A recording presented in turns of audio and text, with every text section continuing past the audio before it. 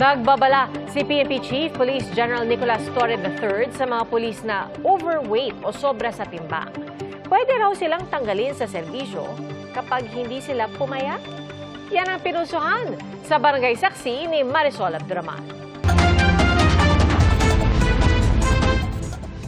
Sa pag-upo bilang PNP Chief ni Police General Nicolas Torre III, isa sa mga una niyang direktiba sa mga pulis, dapat physically fit.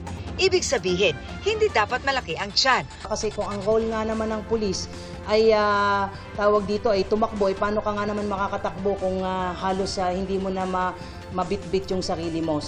Dapat daw ay pasado sa kanilang annual physical fitness test o PFT.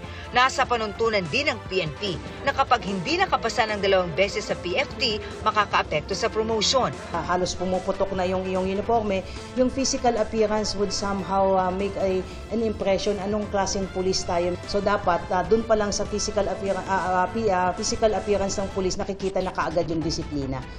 Muli itong binigyan din ni Torre sa panayam sa kanya ng Super Radio DZBB.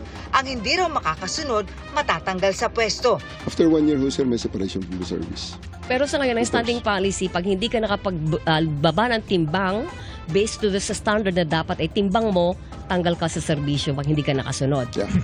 Sa ilalim ng RA 6975 o DILG Act of 1990, hindi dapat lalampas o bababa ng 5 kilos itinakdang standard weight ang mga pulis na base sa kanyang height, edad at kasarian. Para naman sa mga pulis na may medical condition, sinabi ni Torre na maaari silang maharap sa complete disability discharge o di kaya ay maaari silang ilipat sa administrative work. Hindi natin siya dadalhin sa administrative work or whatever? We'll consult with the NAPOLCOM regarding that matter. Pwede naman actually. Tinanong namin ang mga kapuso online kung pabor silang matanggal sa pwesto ang mga overweight na pulis. Sagot ng isa, dapat. Dahil kung sa training pa lang daw ay kailangang physically fit na, mas dapat daw ito kapag nasa serbisyo na. Ang sabi naman ng isa, imbes na tanggalin sa tungkulin, ay wag na lang siyang payagang mag-duty para hindi maswelduhan. Pwede rin daw na i-assign nilang ang mga overweight na pulis sa mga trabahong hindi nakikipaghabulan o di kaya ay sa opisina. Ang dapat daw tanggalin ay ang mga sangkot sa illegal na droga o krimen.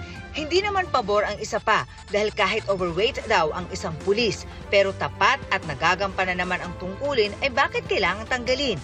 Para sa GMA Integrated News, Marisol Abduraman, ang inyong saksi. Mga kapuso, maging una sa saksi. Mag-subscribe sa GMA Integrated News sa YouTube para sa iba't ibang balita.